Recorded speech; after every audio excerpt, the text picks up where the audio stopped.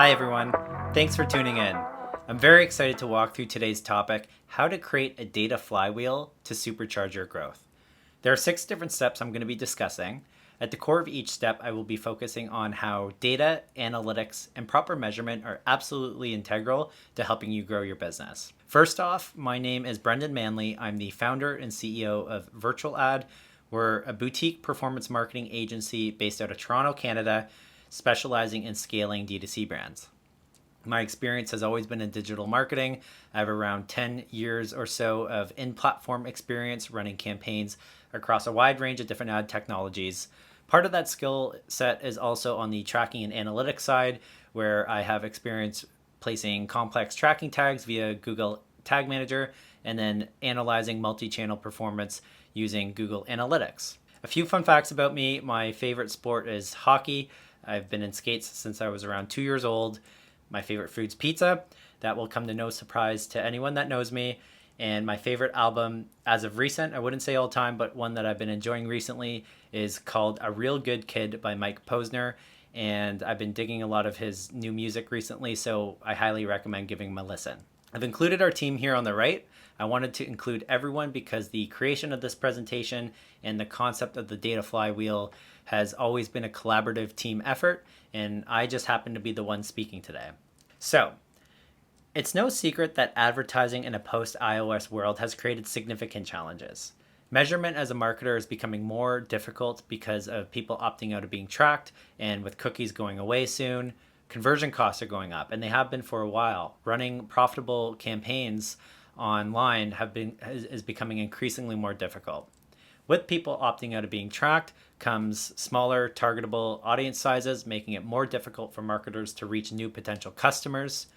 And with unreliable data collection, you cannot make data-driven decisions that are ultimately fundamental for business growth. And finally, scaling ad spend has become harder and harder for brands to do. So my goal today is to help you leverage data to unlock the door to more scale with your ads and more growth for your business. There are 6 steps that we're going to be covering. The first is all about measurement. What should you be measuring and how should you be measuring it?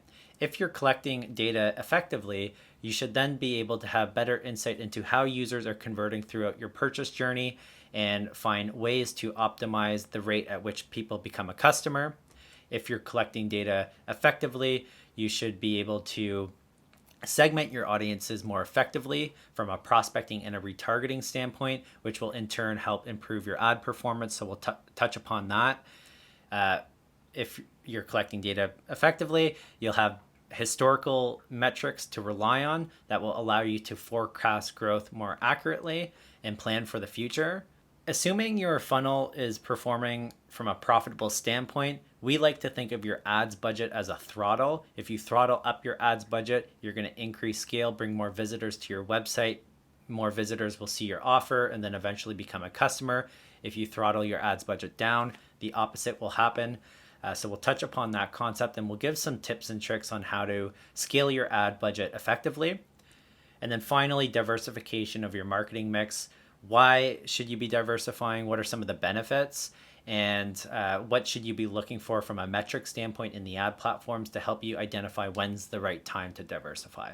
Now, if you aren't practicing these 6 steps, I don't know that advertising is that worth it, to be honest, because advertising's super expensive. Every dollar counts. And, it's crucial that you're making the most of it. But if you're practicing these 6 steps, I do think it's going to open up the door to more business growth and more opportunity for your brand.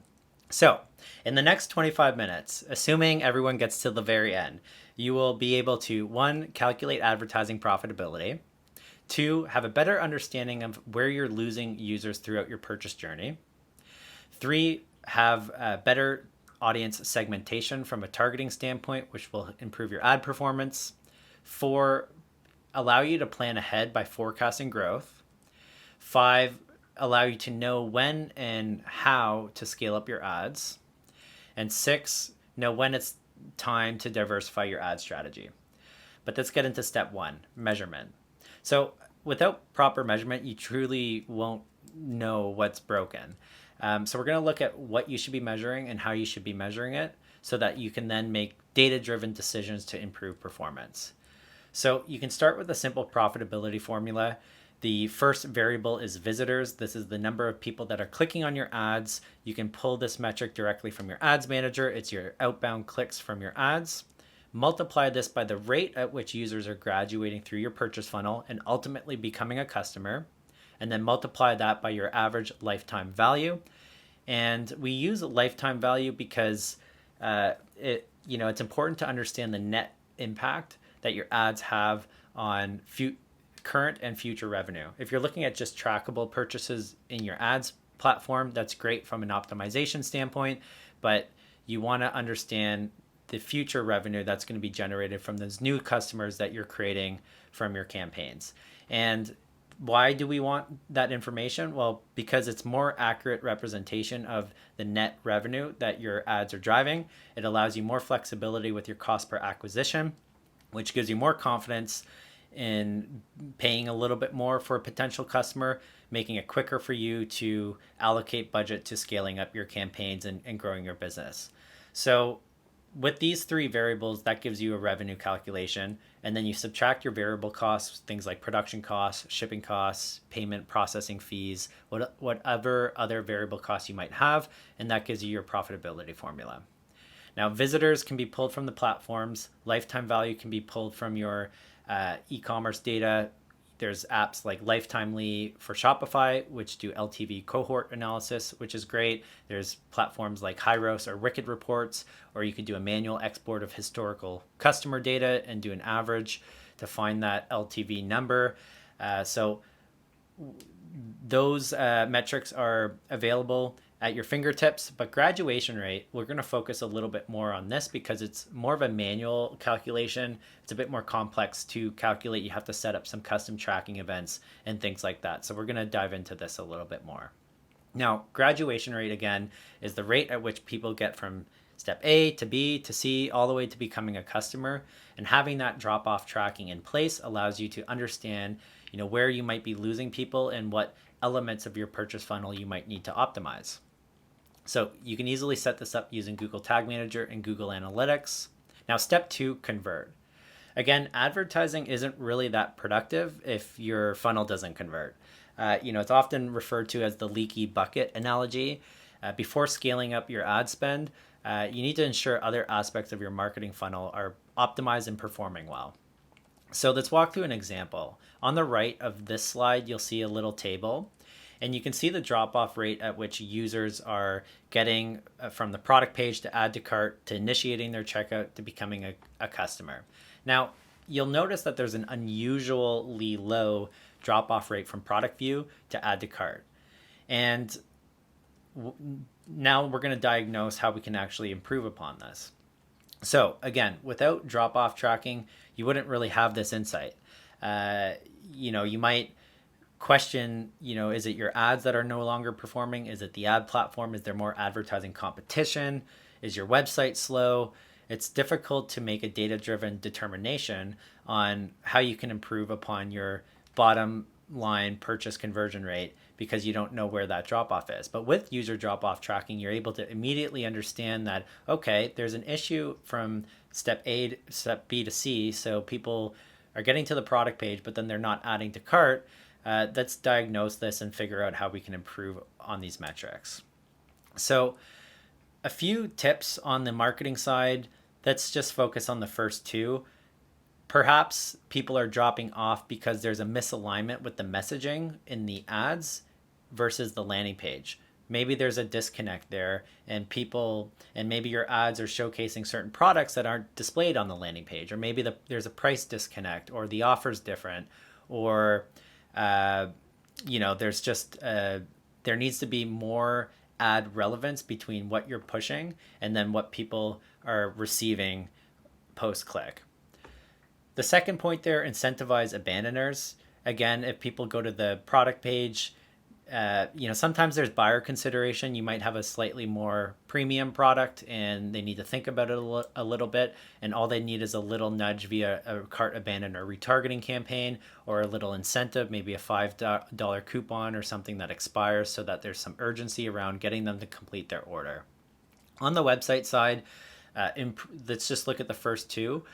Improve speed. Over time, your website gets slower. It makes sense because you add more product SKUs, more product images, there's more pages now onto your site. Maybe you've got a blog, maybe you're growing and you have more traffic to your website, which slows down your site. And you might have more marketing initiatives, so you might have more tracking tags set up on your website. All of these things in compound can slow down your website. And I read an article on Entrepreneur Magazine recently that said the average attention span of a user is 8 seconds. So literally every second that passes, you'll lose potential customers. And the unfortunate part about that is you've already paid for those customers because they've seen your ads, they've clicked on your ad, and they've dropped off because they're now waiting for the website to load. So optimize your website, make it a reoccurring habit to always do some page speed tests, and then figure out ways to optimize your website. Custom landing pages is the next one on the list. Again, this is a no-brainer nowadays. There's a whole psychology around creating landing pages that are optimized to convert, and it's super important. Things like having one offer, no links taking people away from the page, high-quality product images, high-quality product videos, call to action above the fold, sticky header at the top so that the call to action is always visible. People are on mobile more than they're on desktop, so design your pages to be mobile first, and then make them responsive for tablet and desktop. So take a look at, do some research on how you can optimize your landing pages. There's a lot of custom landing page builders out there that are super easy. You don't need to be a developer, and I highly recommend doing that to improve this metric. Now, let's look at a scenario if we were to increase this add to cart rate from 5% to 10%. I want to take a look at how it has an impact on net revenue. To stay consistent with our profitability formula, we'll look at the number of visitors that click on your ads. So in this case, it's 314,788. Multiply this by the rate at which people are graduating through your purchase funnel and ultimately becoming a customer. And then multiply this by your LTV. This equates to your revenue figure, which is around 752,940. Now I've added in two columns. The first, target graduation rate, and the second, the number of users that would graduate through each step of your marketing funnel, assuming that we're using your target graduation rate. So if we were to improve your add to cart rate from 5% to 10%, you will see this has significant downstream effects on net revenue and the number of people that are graduating through your purchase journey. So for instance, instead of 14,297 people adding a product to cart, 29,891 people add a product to cart. And then at the bottom end, instead of 8,010 people completing a purchase, 16,747 people complete a purchase. Now, with these improvements, you will see $1.5 million in revenue in this example, which is a 209% increase, and an additional $821,000 of revenue. And this is obviously a massive improvement, and it might be difficult to go from a 5% add to cart rate to a 10% add to cart rate. But the point is that even small incremental improvements will have a major impact on your major downstream impacts positively on your net revenue and net profitability. So even if you improved it by 1% or 2%, you'll see these numbers have a big impact on your net revenue. So step 3 is segment. It's all about audience segmentation, and first party data often creates some of the best advertising strategies. From a prospecting standpoint, here's a quick screenshot of your Facebook events manager. You have all of your standard events set up. I think there's one custom event there at the bottom. This opens up opportunities with lookalikes, retargeting, and exclusions. Lookalikes being telling Facebook to find similar users online to those that have purchased your products in the past or executed certain actions that you're tracking that are valuable to your business. Retargeting being interacting with people who have already interacted with your brand on or off Facebook through retargeting. And exclusions being the ability to define people that you do not want to target based off of certain events that you're tracking. Maybe they're past purchasers, maybe they're past purchasers in the past 30 days, maybe they're people that have done other actions on your website.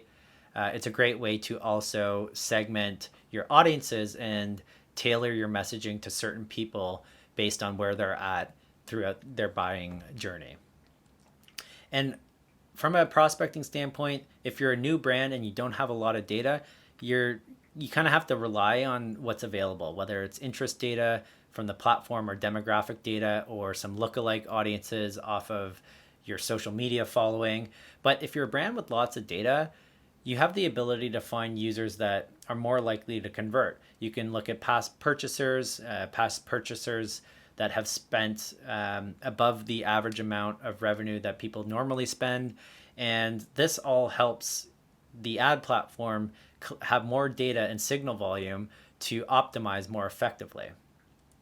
From a retargeting standpoint, here's an example of a basic marketing flow for a user. And we're just going to look at a few points on this diagram here. The first point is an example of the traffic that you're driving onto your custom product pages and your homepage. You might be running some ads on TikTok, Pinterest, Facebook, Instagram, Google search, Bing, various ad platforms. People that get to the website but then don't actually go to a product page, you can retarget them maybe in the past 45 days with something a little more educational, a video tutorial of your products explaining different features and benefits. Try to nurture them to come back. And then people that add a product to cart but don't end up purchasing, you can enter them into a retargeting sequence. So maybe it's a 3-day, 15-day, 45-day sequence where the first 3 days is a little nudge reminding them that they have products in their cart and to come back and complete their order.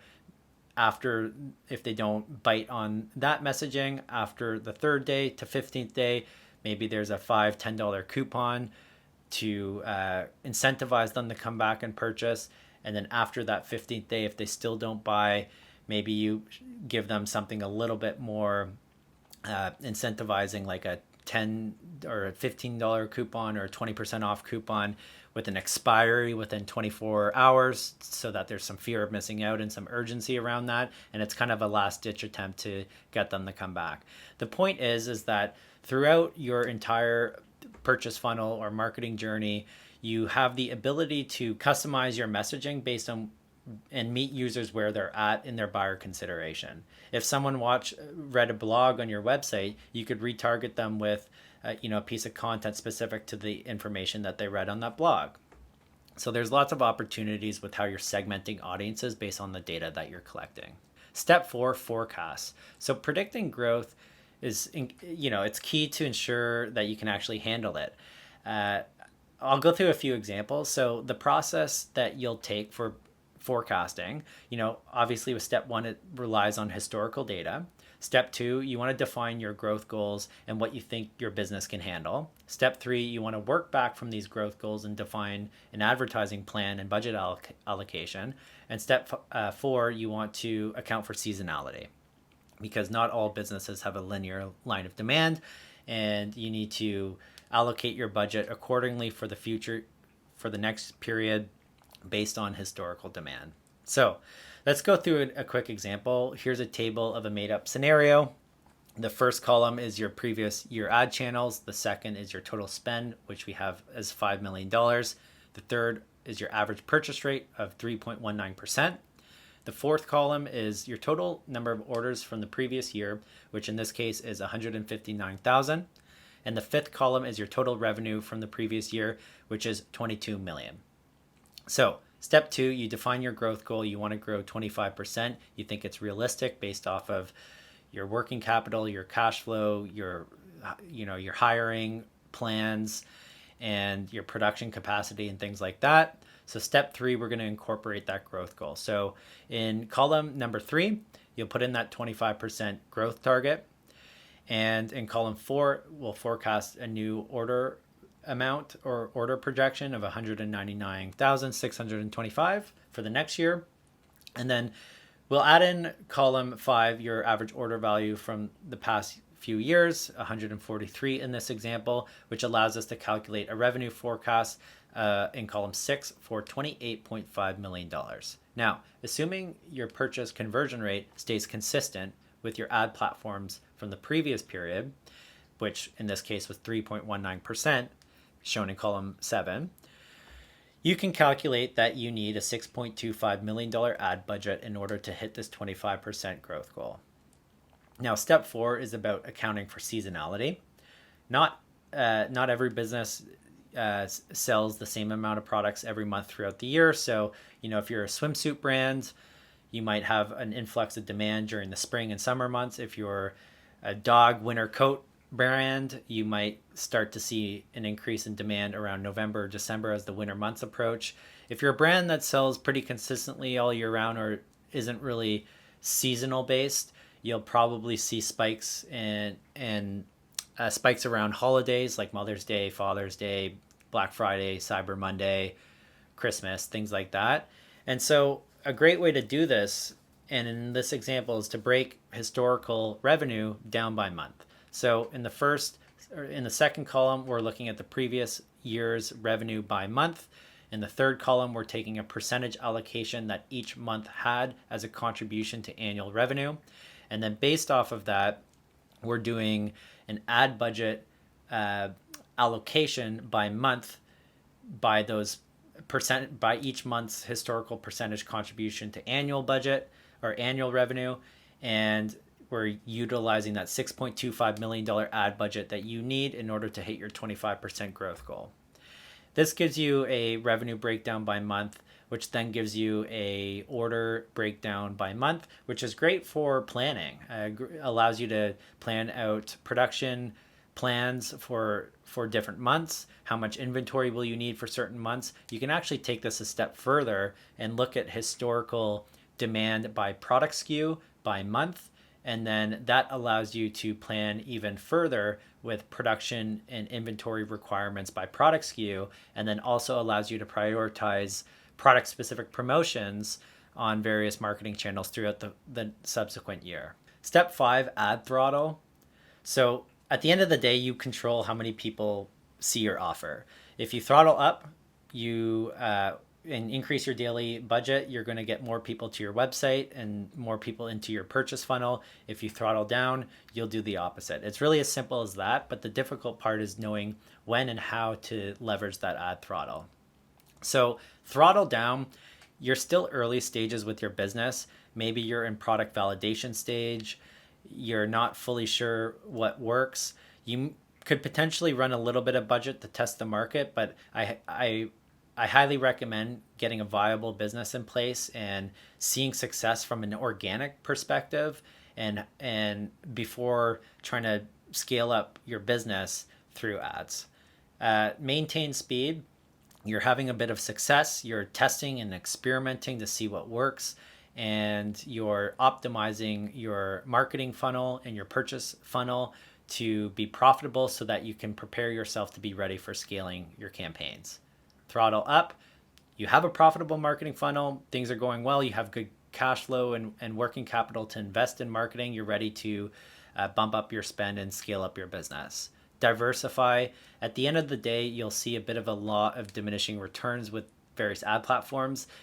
Oftentimes as you scale up budget, you'll start to hit a performance plateau. So at that point in time, it might make sense to diversify your marketing mix. Now, a few tips for scaling. We typically increase budgets by 15% increments every 2 to 3 days.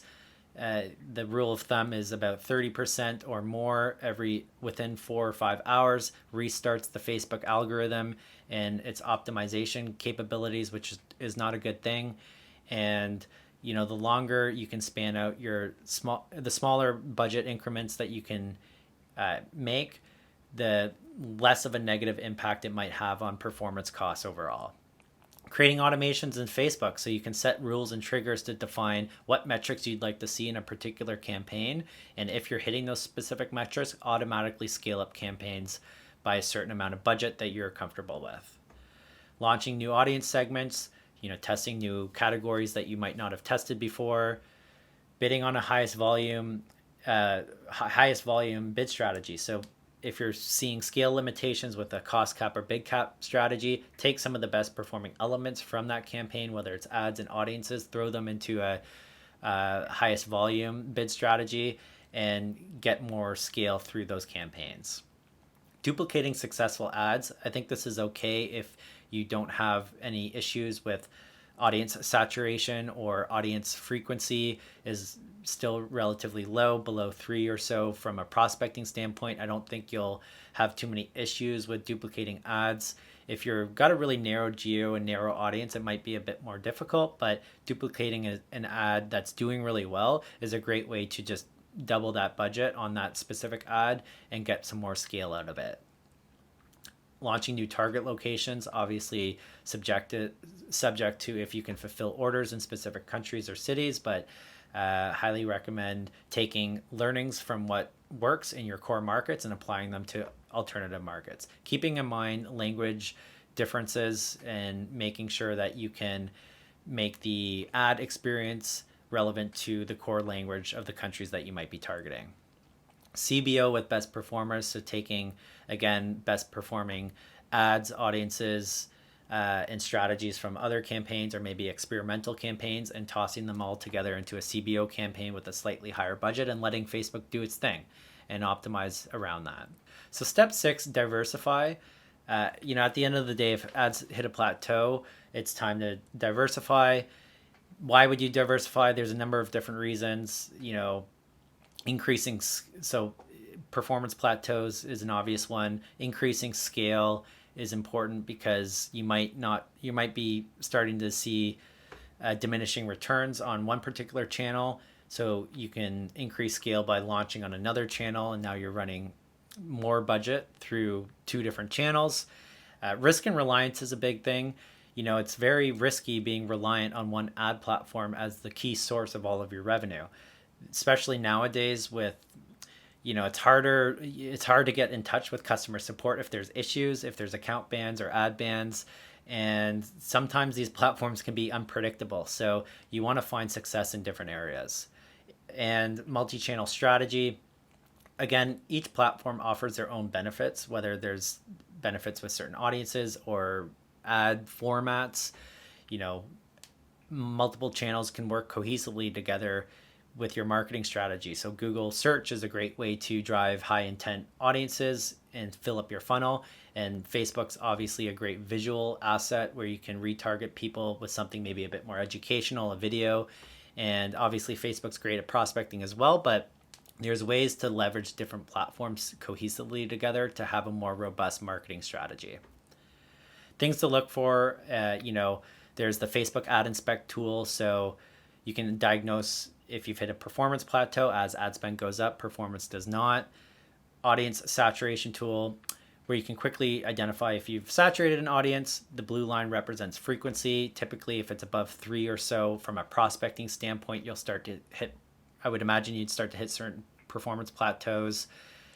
On the Google side, your campaign overview tool. So where you can look at how just costs in general is impacting conversion costs, and search impression share is the next one. Definitely a good thing to be looking at. It is pretty much signifies how many impressions you're receiving in comparison to the amount of eligible impressions you can receive. And if you're 90 or 95% or above, you're pretty much maxing out whatever keywords or audiences that you're targeting. And it might make sense to open up your locations a bit or broaden your match types a bit or diversify into some new channels.